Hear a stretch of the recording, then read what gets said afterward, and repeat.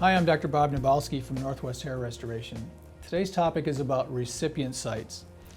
Now, what are recipient sites? Well, these are the tiny little openings that the transplant surgeon creates in the scalp to put the grafts into. So why is this so important? One of the things that's really critical here is that when people are having a procedure done, they want to know, how can I get my hair to look its thickest? And so density, or visual density as I describe it, is really how dense your hair looks, how thick it looks, which is to say how much scalp is or is not showing through your hair. Most of the time people think it's just a matter of how many holes, if you will, or recipient sites you make in a square inch. So the more you can cram in there, the more hair you'll have, the thicker it'll look. Well, that's true to a certain extent, but there's other variables that are really important here that will affect how dense your hair looks. It's not just about how many hairs you can cram in the space, it's the relationship of one hair follicle to the next. And so that's where the artistic part comes in, and I think as a surgeon it's really important for me to be able to pay attention to that individual scalp. And not every head is shaped the same. So I always tease my patients that your head's not like a bowling ball, it's more like a pumpkin. Meaning it's irregular and it's asymmetrical. And to that extent, you cannot really apply a specific formula, mathematical or otherwise, that will address that in a way that individualizes that for you as a patient. Hair actually grows in specific patterns. And if you looked at somebody's head that's been trimmed down, the hair is really short, you'll see that hair lays on itself in certain areas of the scalp.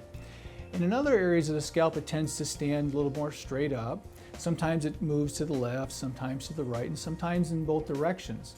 So these will all really have a tremendous impact on the appearance or the visual density of hair once it's been transplanted. When creating a recipient site, there are three directions which are really important to consider. As you can see in this example, it's the emergence of the hair from the scalp, it's the right to left orientation, as well as the up and down orientation. Combine all three of these and you can see that a single hair follicle that's placed in the scalp will have a unique orientation. The hair follicle that's next to that will likewise have a unique orientation. So when expanding out, the bigger picture is how are you going to orient all of these together to maximize the coverage of the scalp?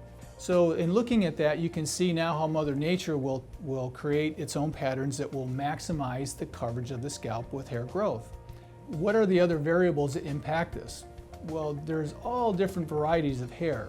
Curly, straight, wavy, there's thick hair, there's thin hair, there's different colors of hair, and then the contrast of hair and skin color. All these things will impact how much scalp actually shows through that hair.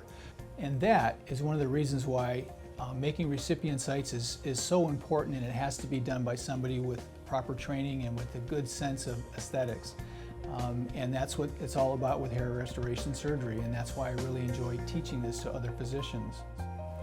If you want any further information regarding this topic, you can visit our website, northwesthair.com. This is Dr. Niedbalski. Thanks for listening.